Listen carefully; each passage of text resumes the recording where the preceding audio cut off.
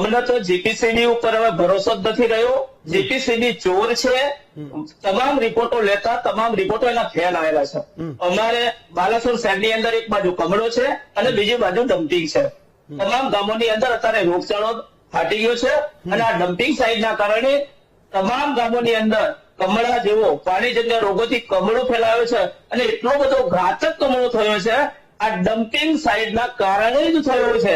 એટલે અમે સરકારને તાકીદે હાથ જોડીને વિનંતી કરીએ છીએ કે આ ડમ્પિંગ સાઇટ સત્વરે બંધ કરવામાં આવે અને જો કદાચ આ બરડો એટલો બધો ચાલશે તો અમારે બાલાસોરના તમામ રહીશોને જવું તો જવું ક્યાં, એક બાજુ ડમ્પિંગ અને ત્રીજી બાજુ તાબાણી સાહેબ, તો શું એ જીપીસીબી ના અધિકારીઓ જે વિઝિટ કરે છે 30 ગામના લોકો એક સાથે ફરિયાદ કરે છે કે લાલ પાણી આવે છે, તો કોઈ એક કોઈ પરિપત્ર કે કોઈ એક કાગળથી કોઈ એક સહીથી આ ગામના લોકોનો નિવેડો આવે કે કેમ? ગુજરાતમાં એવા ઘણા બધા લોકો હશે જે આવી નાની મોટી મુશ્કેલીથી પરેશાન હશે, તો એના હાથમાં એવી કોઈ સત્તા છે કે કેમ કે અમને મુક્ત કરાવી શકે?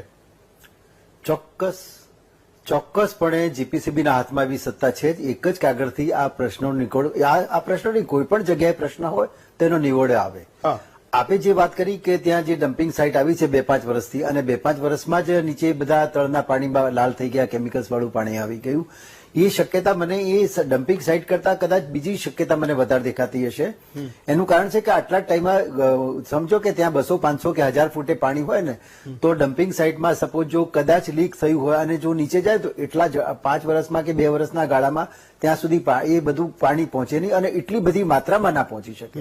એટલે ડમ્પિંગ સાઇટ હજી હમણાં શરૂ થઈ છે એટલે એવી પોસિબિલિટી મને બહુ જ ઓછી લાગે છે.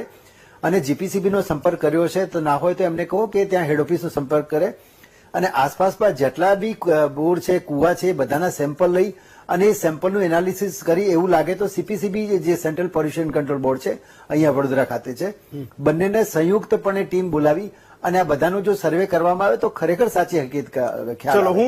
બાકી મને એવી શક્યતા બહુ જ ઓછી લાગે છે. જી, હું તાબાણી સાહેબ એવું માનું છું કે આ કિરીટસિંહ અને બાકીના એ ગામના લોકો એ તમામ પ્રયત્નો કરી ચૂક્યા હશે. આ તો અમારા કેમેરામાં દેખાય છે ને એના માટે હું સવાલો પૂછું છું. કદાચ અમારા કેમેરા 2 વર્ષે પહોંચ્યા હોય ને 3 વર્ષે પણ પહોંચ્યા હોય ને એના માટે હું સવાલ પૂછું છું. પણ એ બિલકુલ જરૂરી નથી કે 3 વર્ષોમાં એ ગામના લોકોએ કોઈ પણ જગ્યાએ ફરિયાદો નહીં કરી હોય. મારું એવું માનવું છે. કિરીટસિંહ પણ એ વાતને કરી શકે. સાવનભાઈ, રાજેશભાઈ, તાબાણી સાહેબ, કિરીટસિંહ અને દેવરામભાઈ, 5 વક્તાઓનો ખૂબ ખૂબ આભાર માનું છું.